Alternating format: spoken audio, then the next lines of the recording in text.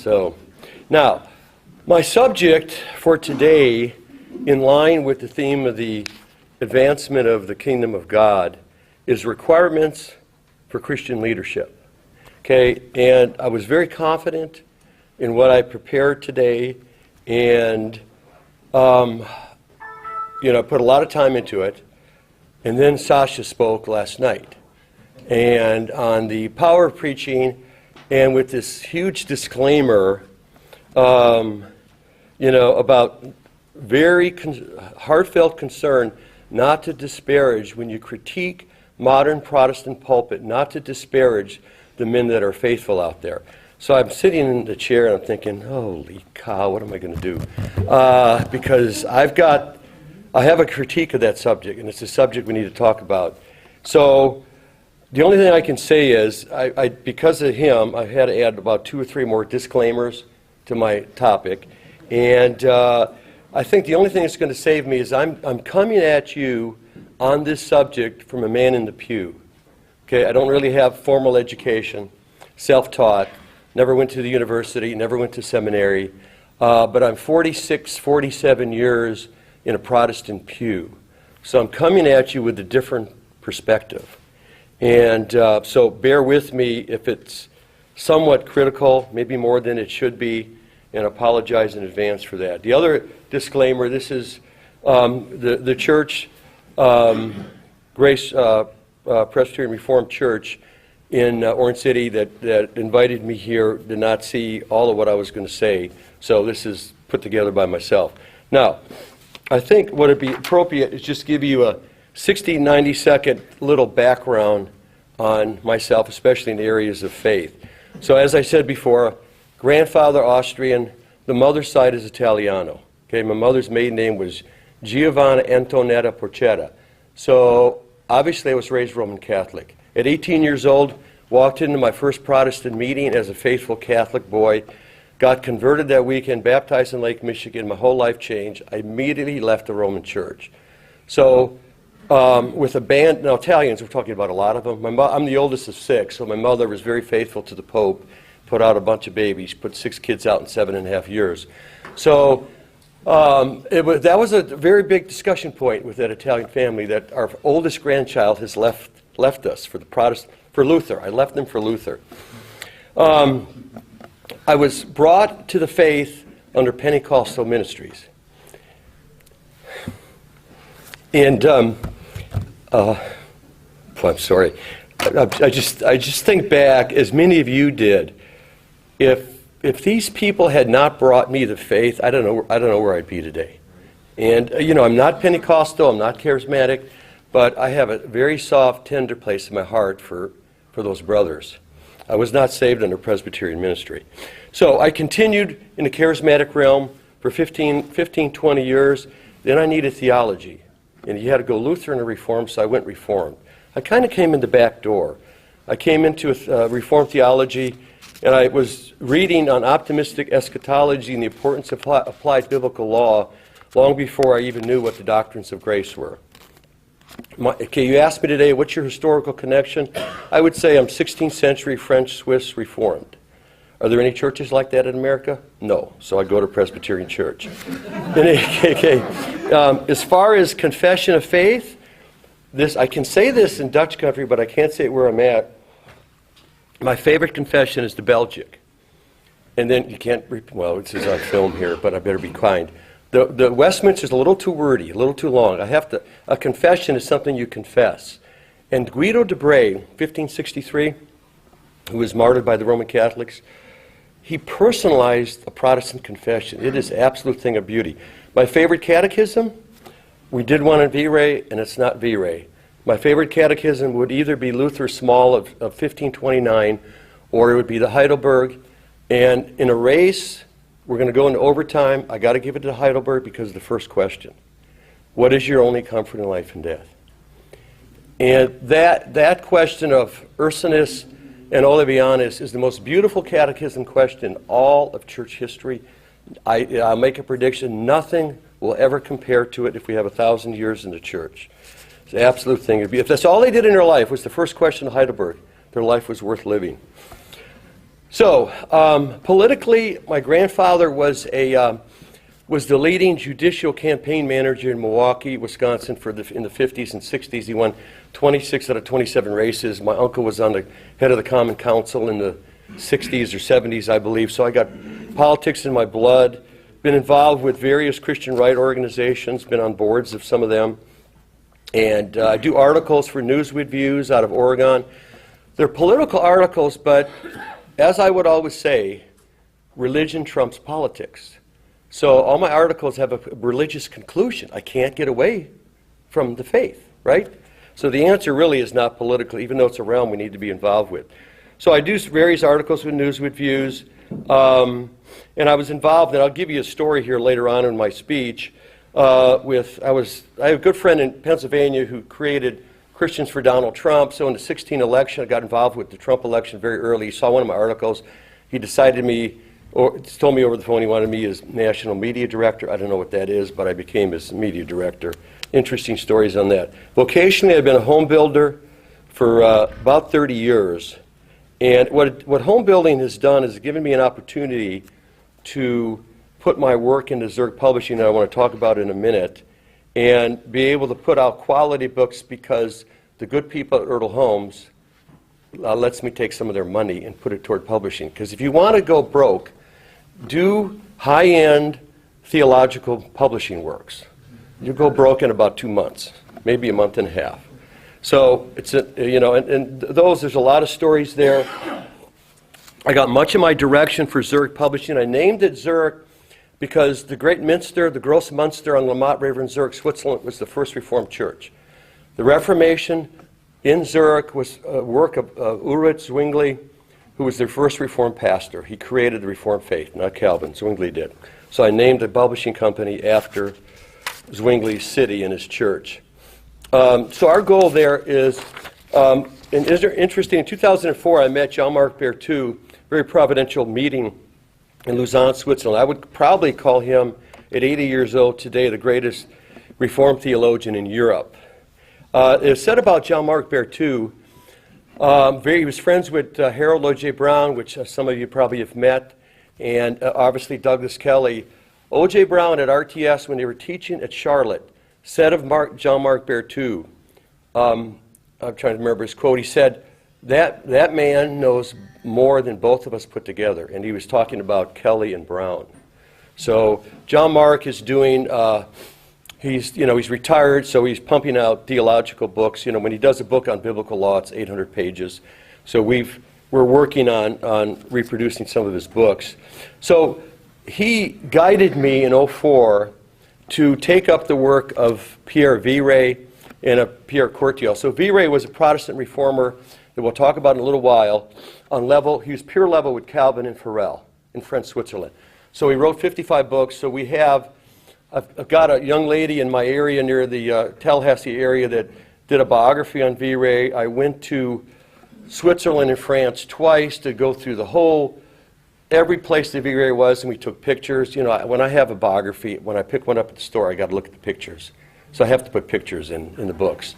So we've done a biography on Viret, which is on the book table, and we hope to do 20, maybe 25 more Viret books. So we don't have time to get into. One of the books that my translator is working on, she's taking 12 or 13 of Viret's books. He was very political, and putting all the quotes together in a 300-page book called The Role of the Civil Magistrate. So that's going to be very, very important. Viret was a little bit of a Ron Paul anti-war guy. Very interesting quotes we can't get into. One last thing is, two things, is I've engaged Ron Gleason, which some of you may know. He's a Reformed scholar out of South Carolina, and he is doing a full-length biography like we did on Viret on Heinrich Bullinger. I'm a major Bullinger guy, unknown to the church. Did you know that when Schaff said that when Bullinger died, he said it was a public calamity in England? Philip Schaff. And so I'm looking at that and says, what is this about? So I find out that through thousands of letters, he was running the English Reformation out of Zurich.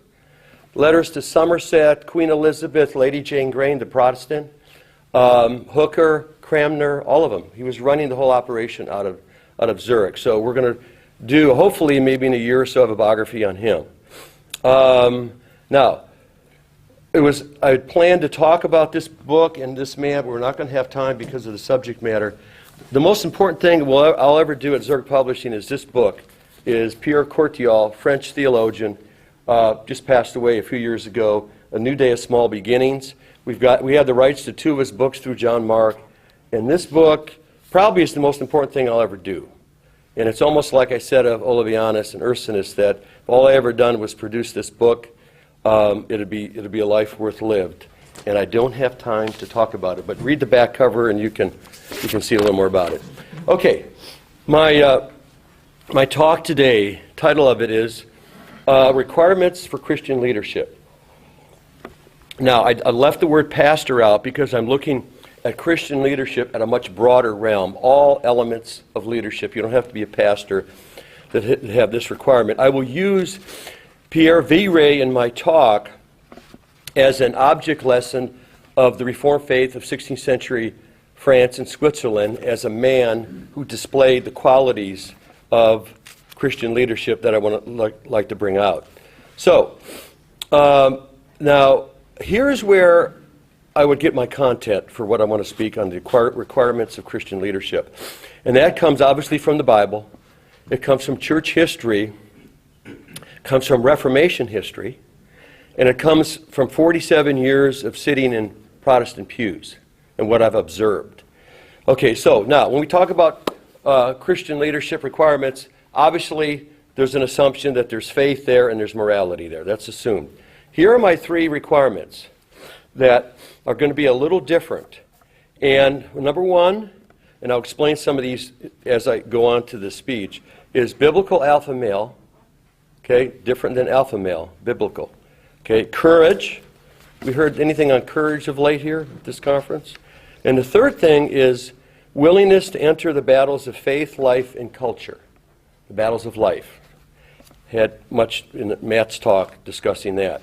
Now notice I didn't use as foundational points college education, high GPA, and advanced seminary degrees. This is my 3rd disclaimer. I am Reformed, which means I'm into biblical knowledge, creeds, confessions, and I have no issue with educational accomplishments that are of real value to the Christian minister. But I'm saying something different. I'm saying we've got to get away from just the educational requirements and have a foundational building block of these 3 elements that are critical to the life of a Christian leader.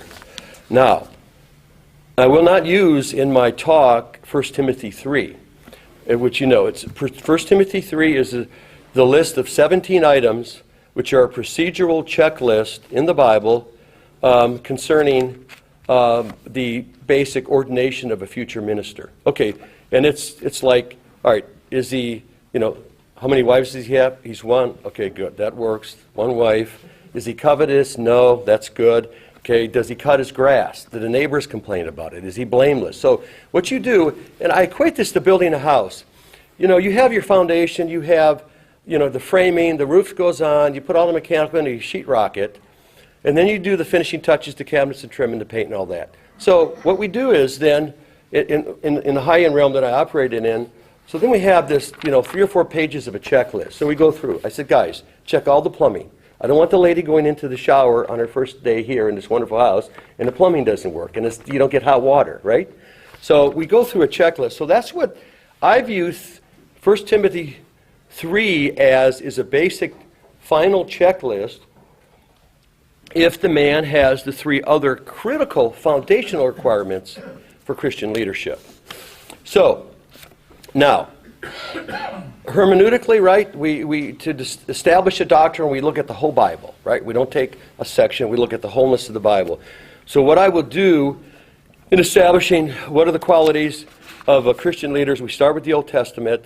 We will look at the personality and the character types of the type of men that God called. Okay, God put his finger on men and called them for ministry. What kind of men were they? We'll get into that. And then I will look at what were the type of men that Jesus selected to be his leaders of his church, to bring a new world order in. Sorry, George Bush, this is the real one. You were supposed to laugh at that one, but it's okay. Okay. And that Jesus would even give them a unique name and a title called the apostles. So, these are the knowledge, the critical knowledge that we need to establish what are the type of men that should be leaders in the church. So, these are the big three requirements. So the first, number one, alpha male, biblical alpha male. Okay, so what do we define as an alpha male? Now, I would say there's a difference between alpha male in the church and in the world. So here's what it is not. It is not to be like the man from Winterset, Iowa, who was 6'4" and 230 pounds, the famous actor, and that would be John Wayne. Very good. We know some Iowa history here. To be a biblical alpha male, you do not have to have a nickname, Duke. Okay, you can just have you could be John or Billy. You could even be Billy, and you could be biblical alpha male. Okay, and so what alpha male is not, from a Christian standpoint, it is not about size, muscles, a lot of body hair, good at cussing, and a mountain climber on the weekend. I mean, I look at the violence of recreation we have today, and I ask the question, were any of your grandfathers mountain climbers? Did they climb mountains on the weekend? No, they were climbing mountains all week. Monday through Saturday they were climbing mountains. They're not taking off Saturday or Sunday and climbing a mountain. Mountain climbing is for men who don't have a life and are not accomplishing much. Okay, they have to display their manhood. So there's a difference. Okay, biblical alpha male, how's this defined? Masculine, aggressive, confident, a leader, a fighter, and maybe a warrior. Yes, all of these. But it is more. It is a man with courage, boldness, who does right and doesn't care what people think when he responds. He is an innovator. He's driven with an exceptional work ethic and a readiness for conflict, all with a little dash of stubbornness. We get this from Luther. When somebody says, Harry, you're kind of stubborn. And the proper response is, well, that's very kind of you to say that, and I really appreciate that compliment. And see what the response is. I've done that a couple times. Okay, now, we're going to get into biblical alpha male is somebody that could be short, thin, all that stuff doesn't matter. He responds to God, and he's faithful in his calling. This is all we want, right? Isn't that what we talked about when we talked about courage?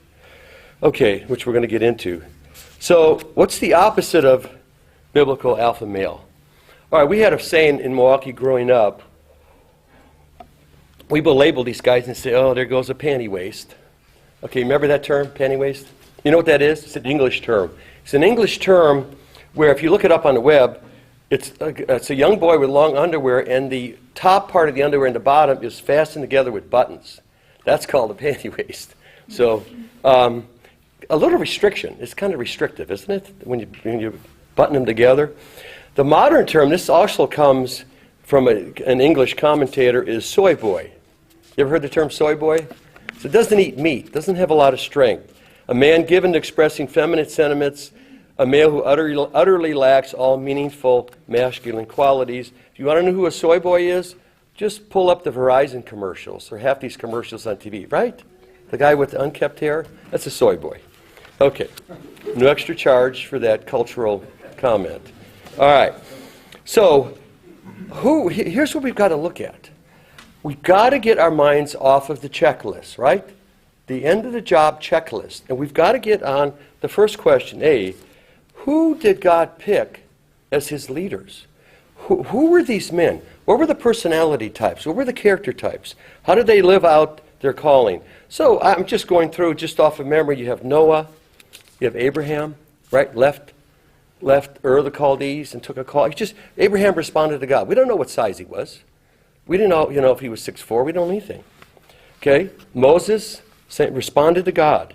Look at Judges. Look at Gideon. If Trump was there in Gideon's time, he would have told Gideon, those guys that are leaving, just tell them, go home to mommy. You ever seen a Trump rally when somebody's leaving and go home to mommy? I love it. All right. Samson. Sasha talked about Samson earlier. What were the kind of men like Samuel? What was Samuel's response when Saul failed in his obligation, right? He did something pretty physical, cut off somebody's head. Jeremiah, Nathan, the list is endless. David, man after God's own heart, obviously a warrior. Okay, so these are the kind of men that God put his finger on and chose. These are the personality types for leadership of the covenant people of Israel. And then in the Bible, you see, this is very important, you see that God put honor on these men.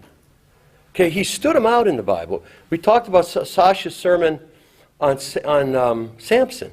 4 chapters, more than any other judge in the book of Judges is on Samson, sorry. Okay, we also look, we look to the Protestant Reformation. I want to get into that with a little story here in a minute. And let me tell this story. Okay, so I am Christians for Donald Trump in 16. We're in August. We get invited to a rally at the Cuyahoga River the day before the Republican Convention. So we're there. We have protesters coming down the street. We've got the Fort Worth Cavalry there. I'm telling you, there's 30 horses with guys on cavalry. I mean, it was just quite a scene.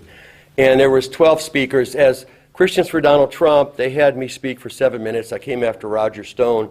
What you got to do when you do these rallies is you try and speak before Roger Stone, because after Roger's done, then half the crowd leaves. But anyway, so I was there. I did my 7-minute spiel on Alexis de Tocqueville, 1832 book, Democracy in America, and I brought out how America, de Tocqueville's conclusion, America was good because it was Christian. And I also brought out that, obviously my theme that I mentioned earlier, that politics is always trumped by religion, the importance of religion. So during this event, I had to do 15 interviews. I was a little nervous because I've never done interviews like this. I was worried that I'd mess up. But it all turned out well. So I had guys coming up to me, 2 guys from Zurich, Basel, Germany, newspapers and publications in there, the Cleveland Plain Dealer, probably about 15 interviews. Had a young man, real sharp guy, came up to me, and he says, Tom, he says, now, so you're Christopher Donald Trump. Are you a Christian? I said, well, absolutely, yeah, evangelical Christian. He said, how can you, as an evangelical Christian, support Donald Trump with his mouth, his language, and his name-calling?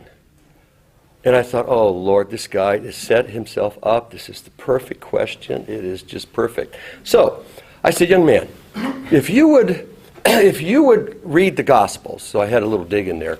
If you'd read the Gospels, and this was, I don't know if I told you, this was UK Esquire magazine, the reporter, okay? So, sharp guy. So I said, if you read the Gospels, you would find out that Jesus, our Lord, was a very good name caller. He called the Jewish establishment, Talmudic Jewish establishment of the day, whitewashed graves. He said, they're of the devil. He said, their father was of the devil and they're all going to hell. Basically what he said. So I said, Trump has never told anybody that they're of the devil. I mean, he's kind of a little softer than our Lord. Then I said, if you would expand your reading into the epistles, you would see that Paul constantly name called.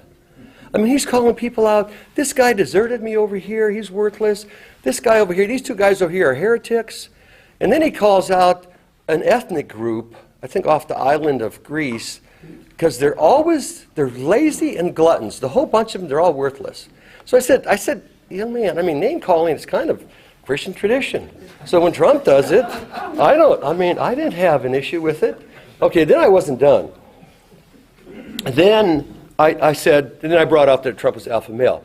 So then I said, now here's what you got to understand as a Christian. And I'm a Protestant, and I'm a very proud Protestant. I said, now, our history was created in the 16th century by biblical Christian alpha males. I said, okay, so let's go to Switzerland. So we got Ulrich Zwingli, William Farel, major alpha males.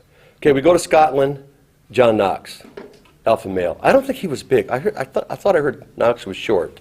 Okay, so alpha male. And then I said we have the double and triple alpha male, Martin Luther in Germany. Now, I said the Protestants, we have a nickname. I don't know when this came, but we have a very affectionate nickname for Luther, and we call him the cussing pastor.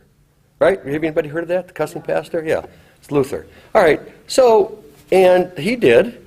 And I said, but here, you got to understand, when you're dealing with the destiny of a nation and the change of a people's religion, sometimes there is a little cussing involved. This is major spiritual warfare. So this is part of our history also.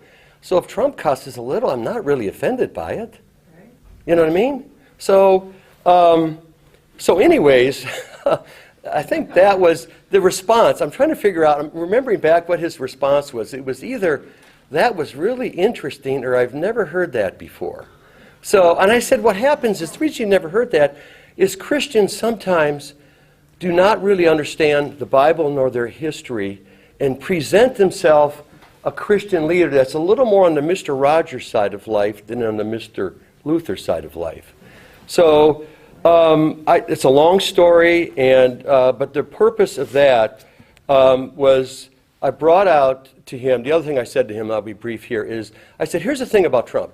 Whatever you think about his outside stuff, and I don't know if you all like him or not, doesn't matter. I'm just telling you my story. Whether you like his outside realm that he deals with, I said, you've got to understand that his internal qualities just exudes leadership. They're exactly what God requires of a leader.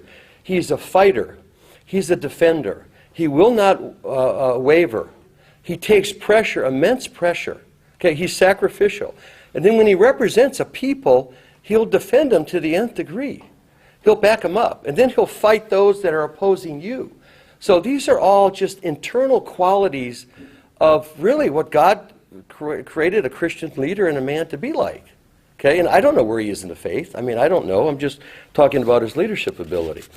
Okay, second, okay, that's, so we're talking about 1, biblical alpha male.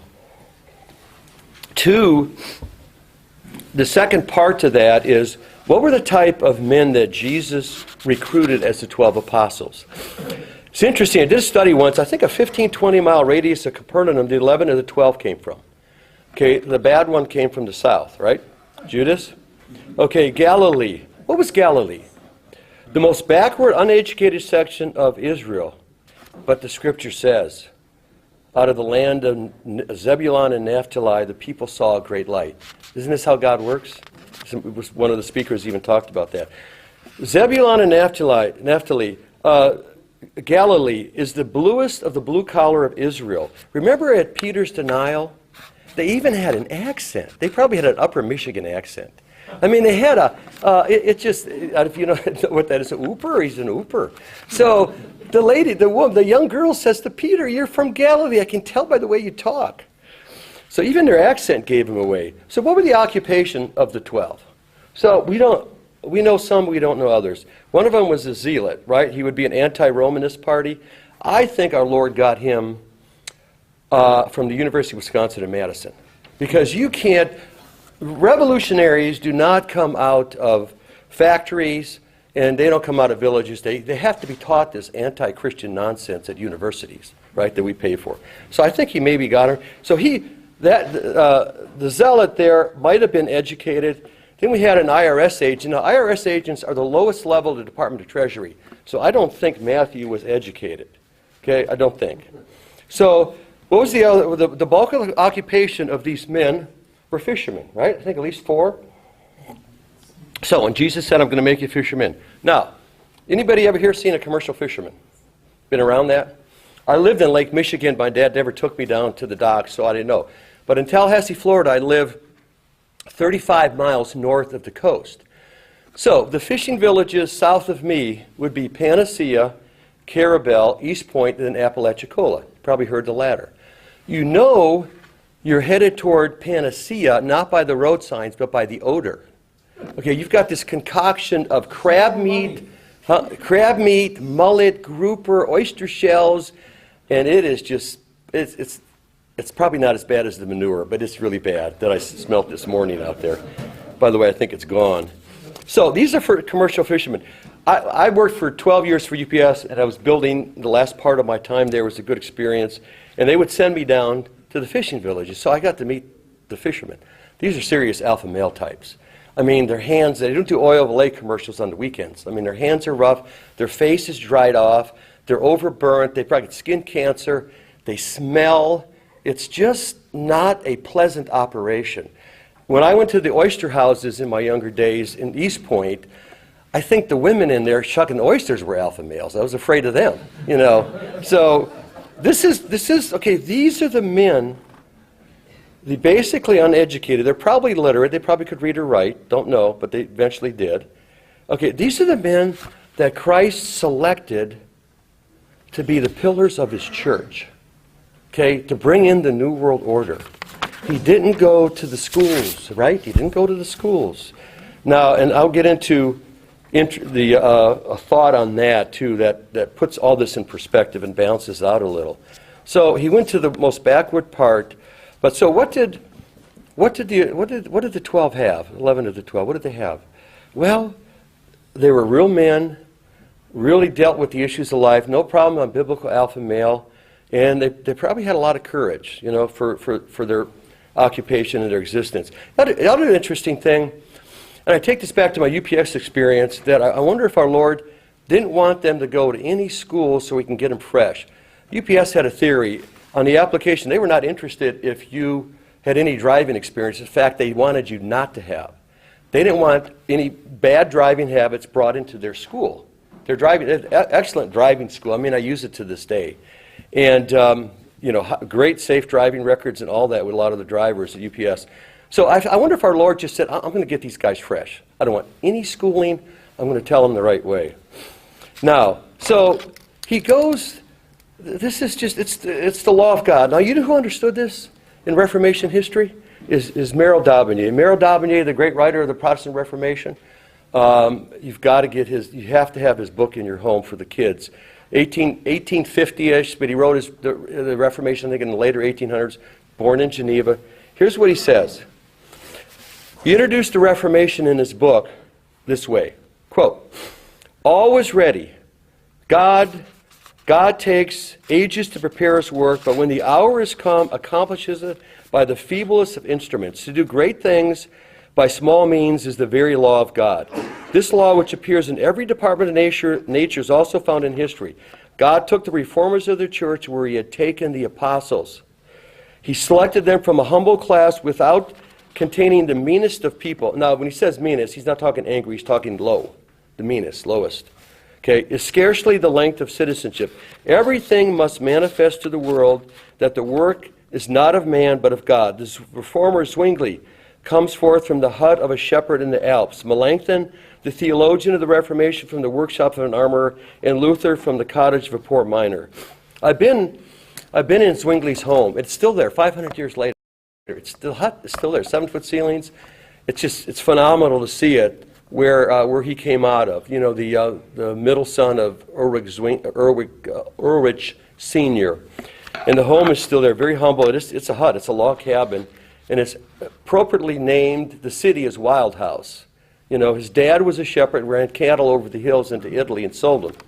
So, but in this great story on Zwingli, we don't have time to get into it. So, d'Aubigné understood this. Now, what's interesting in Christ, and I'm not real scholar on this, I'm not a theologian at all, Christ's method of training the 12 was he first called them in, then he mentored them in the field. Okay?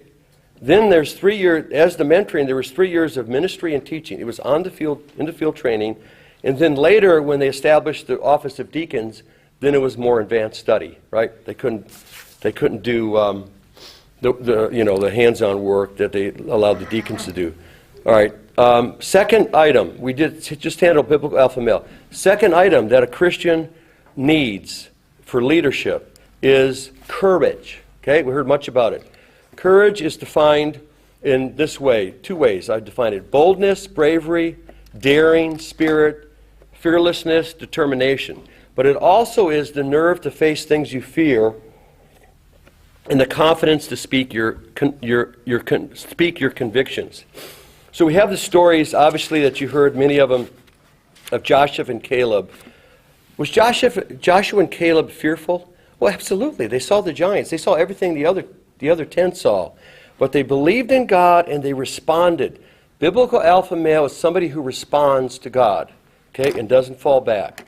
So now, let's think about professions out there in the world. When you think of all the professions, listen, I'm going to label a few, and you got to look at them. Do these professions need courage? So a builder, do you need courage?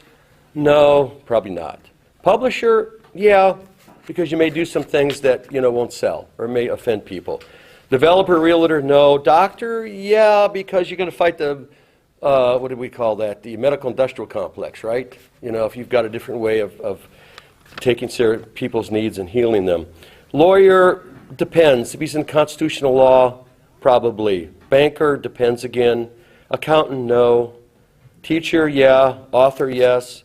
Two professions that need a major dose of courage. A is the politician, because he's there, and especially in the system we have in America today, he's got to be there to expose a corrupt political system. The second one that requires a major dose of leadership, of courage, is Christian pastor. Okay.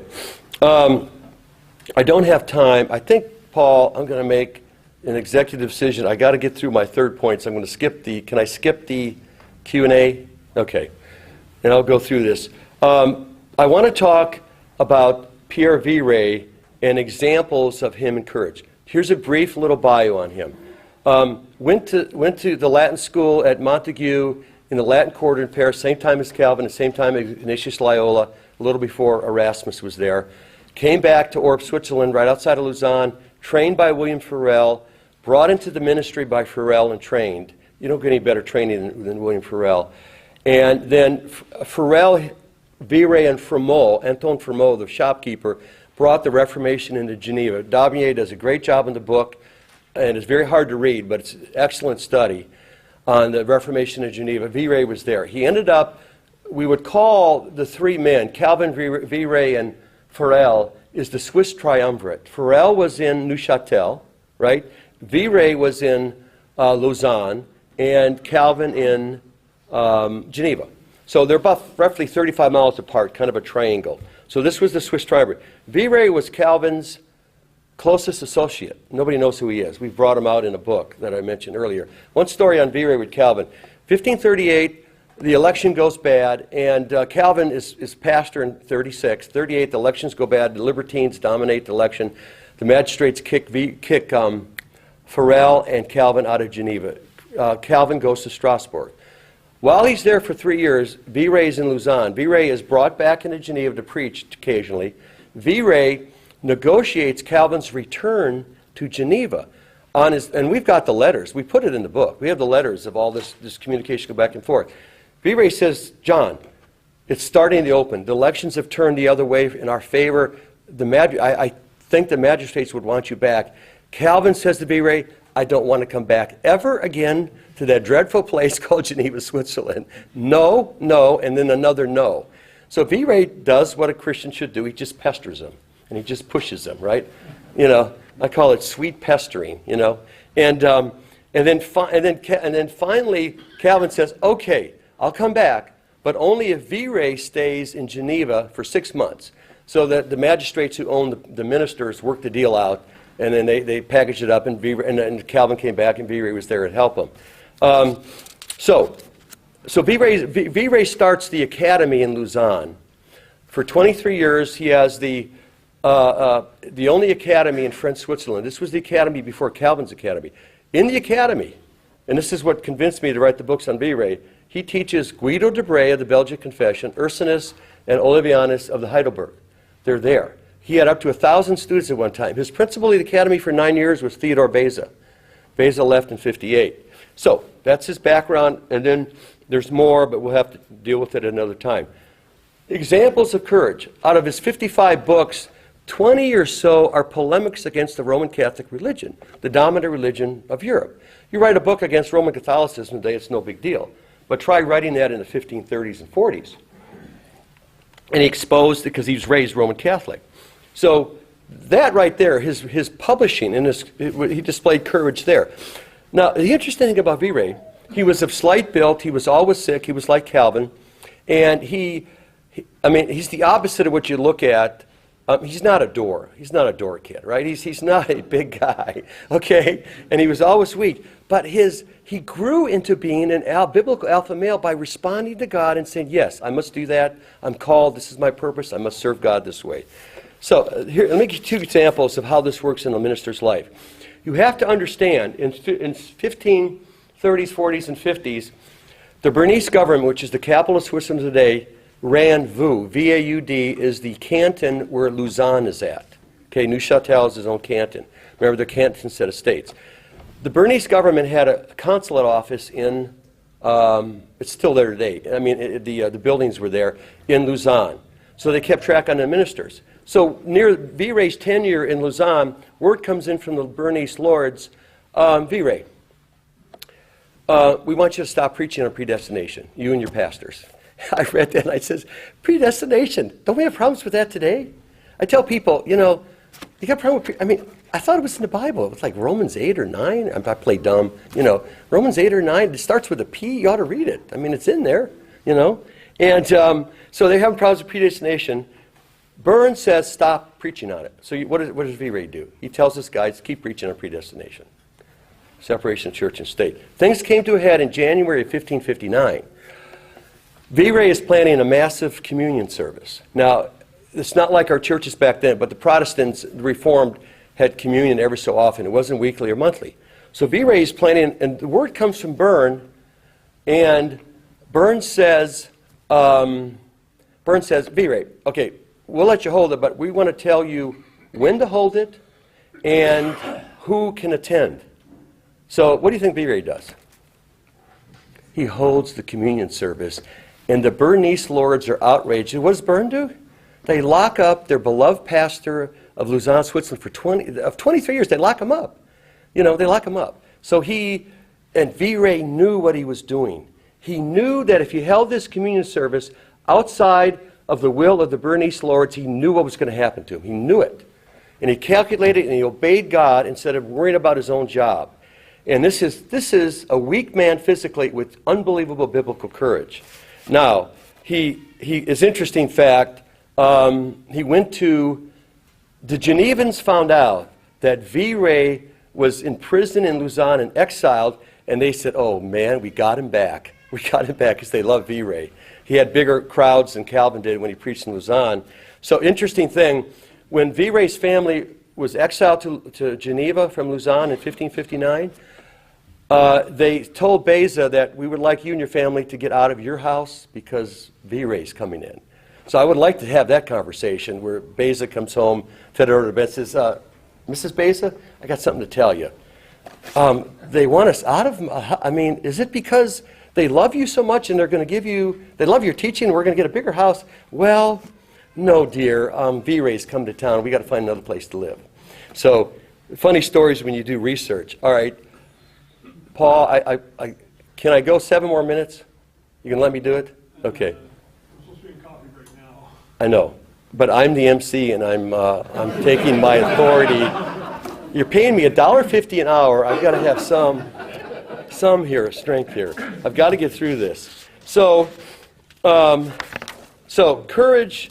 Here's what C.S. Lewis says on courage. Courage is not simply one of the virtues, but the focus of every virtue at its testing point. Think of that. Think through that. It's the testing point of every virtue. I say this, nothing can overcome in ministry the lack of a minister's courage. Not knowledge, not oratory ability, nothing. It is courage that allows the minister to speak to the critical issues of today and lead his church to truly advance the kingdom of God. All right, I got 7 minutes left. Here is from a layman in the pew for 47 years. Here is 3 sermons that I've never heard, that you will probably never hear. Okay? And they're critical.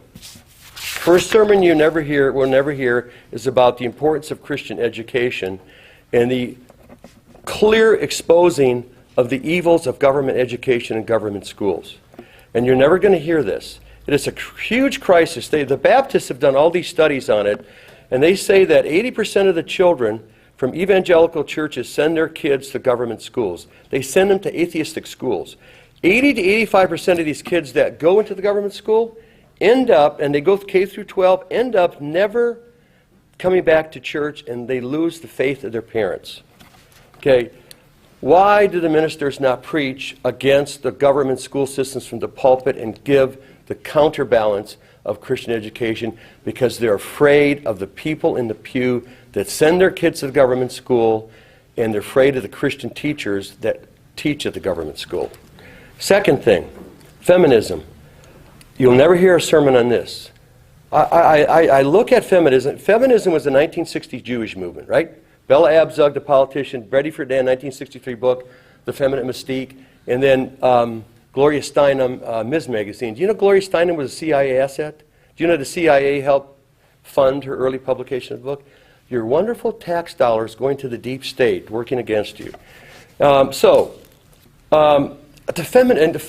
funded by the Rockefeller Foundation and some major corporations that we have issues with. I have never seen, and I'm not in the story, and I'm not Will Durant, okay, but I've never seen a social movement that had taken so much hold in Western women that feminism has redone how Western women think about their role in life and family and society. I was in New York at my friend was Russian Orthodox. I went to Russian Orthodox service. Very unusual. Okay, I'm not gonna go to Russian Orthodox. Okay, I just want to tell you a story. So the minister comes out, the priest, and he does a sermon, and he says this. He says, you know, women were called to be keepers of the family and to love their children. Now they murder their children. I mean, wow. I mean, it was a short sermon, but he got it across. So what? Think of the Christian women in our churches. Okay, you're not going to hear a sermon against feminism and the opposite, which is the obligation of our Christian young women and older women for biblical womanhood. And the reason you don't hear it is because the pastors are afraid of the women in the church, and they're afraid of the career women in the church, especially if it's big enough. They just will not touch the subject, and it needs to be touched. So what happens to our young women? Our young women get barraged with feminism. So they end up responding. They get nothing in the church against it. So they end up starting to act like non-Christian women in the world. So they delay marriage, which is not biblical. They delay marriage, they get a career, they go to college, get sexualized. You got to get, that's what happens when you go there oftentimes. They get a job, a career, a new car, and a dog. Okay, and then they think about maybe you got to get a dog or two, right? So that's just how it is. And they end up delaying the whole process. They've been affected by feminism because they're not getting anything in the pulpit. Last item, children in large families. When are you going to hear a sermon? I'm waiting to hear one yet on the importance of young women in our churches marrying early and having large families. When are you going to hear that? Okay, and it's all over the Bible. Gary DeMar says this. He had an article years ago at American Vision. He says, he who has the most babies wins. So we're talking about nations and religious movements, and whoever has the most babies wins. That's how it works, right? Okay? The Islamic people hold up their babies. We will conquer you, as they hold up their babies. So children and family are a weapon. I'm going to Verona, Italy in 2 weeks to the World Family Congress, and it's run by Christians, and there's many people from Ukraine, Russia, all of Eastern Europe there, and they've got it. They figured out that the family is the biggest weapon we can have against totalitarianism, globalism, the New World Order, and the European Union. And listen, here's what you have going on over there. You got Viktor Orban, and I think he's reformed, by the way. The prime minister, right? He's reformed. He's got a reform cabinet, planning this for years. He's in Hungary. We're having the Hungary Secretary of State speak to us. We're having the president of Italy, Prime Minister President Matteo Salvini will be speaking. It'll be a big crowd, but a lot of international people there. But in Hungary, they're telling a woman, if you have the third child, this is the government, if you have the third child, you will not ever have to pay income tax again. In Russia, right? Russia is becoming Christian. I am so pro-Russian. The whole thing has changed. The Russian Federation is a massive church-building operation that the government's involved in. If you have the 8th child, some would qualify here, I think, you will be invited to the Kremlin and you'll have a personal meeting with Putin if you have your 8th child, right? This is going on throughout Eastern Europe and Russia. We cannot get our ministers to talk to the women in the pulpit about having large families. Okay? Now, Okay, the last thing, and I will skip that part, and I'm figuring out what I've got to skip. Okay, so the last thing that a man needs to have before we get the 1 Timothy 3 checklist, right, the 17 items, he has to be a Christian leader, a willingness to enter the battle. Okay, we see this where? In Genesis. It's almost a creation ordinance, right after creation.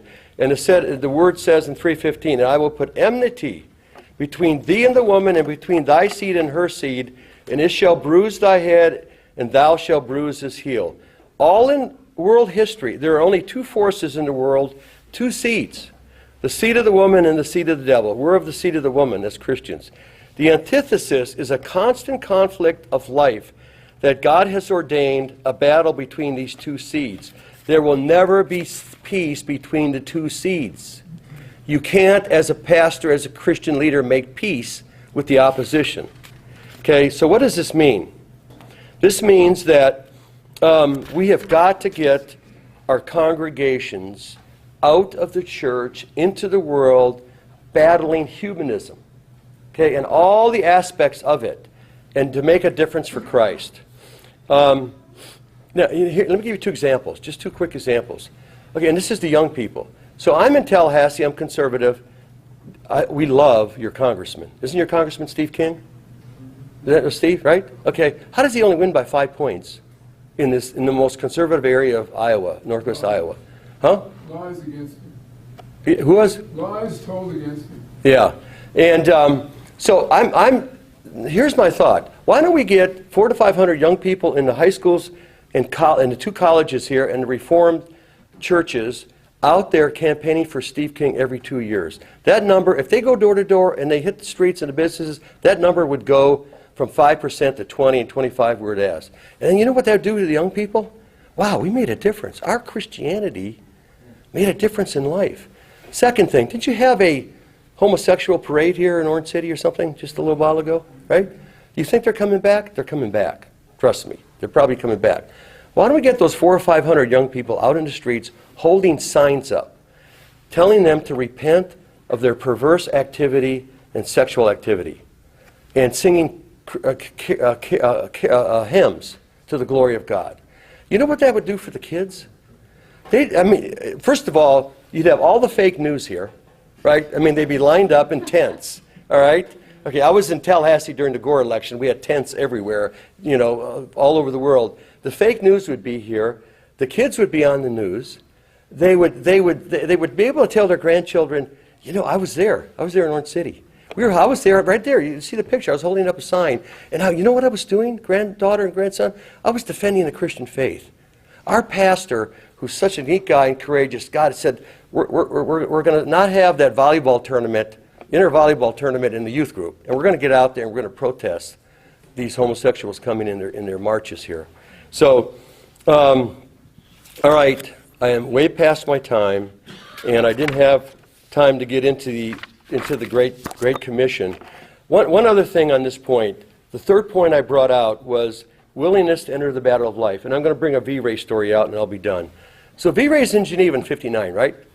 The magistrates give him Saint Germain. I've been to the church, still there, right down the block from Calvin's St. Pierre's. John Calvin is there, Beza is there. He would have peace for the remaining part of his life. He did 10 more years later. His crowds were so big at St. Germain, they had to put him in Calvin's church because the crowds at St. Germain couldn't handle. St. Germain's somewhat of a smaller, it's a little less than this on the sanctuary.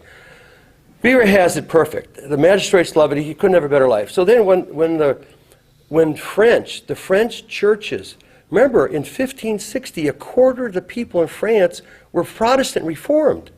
A quarter. Do you believe that? So the French churches found out that V-Ray was a free agent. He was the Manny Machado and Bryce Harper of his day. So the magistrates, a delegation would come in from Lyon to Geneva requesting V-Ray. And then one came in from Nîmes. So they were coming, and this is the time of the French wars of religion, right? So, okay, what do you think V-Ray does? Think he stays, or what does he do? He goes to France. And he goes to France over the objection of the magistrates in Geneva, and he enters the battle, and he knew again when he disobeyed the burned lords what would happen to him, and he knew when he entered to France what would happen to him. That when he got to France, when every church he went, he became the immediate leader of the French church. When he went to Nîmes, next to Montpellier, he was put in the immediate position of priority in the French church. They ended up, when he was in Lyon, he got ex post factoed out of France. They made a law that you had to be a natural-born French citizen to be able to minister and preach. So he was on the run. He went down the Rhone River Valley, Valence, Orange, Montpellier. Then he had to go to Jeanne d'Albrec's area in Navarre because she was the Protestant queen, and he lived out the last of his life in Orthez and Pau. I went to all those places and took the pictures. So here's a man. Who does this? Who leaves Geneva that he could write books and have the comfortable existence for his family? His daughter would have not died in the plague in Lyon. He lost his daughter in France. But he enters the battlefield as a Christian minister because this is his calling, and he's sacrificial. So let me conclude this, and I've gone way over, but I'm the MC, and say this. We've got to get a new history of the church, and that new history is not the history of the church in the church. It needs to be a history of the church in the world to take it for the glory of God. All right, I am finished.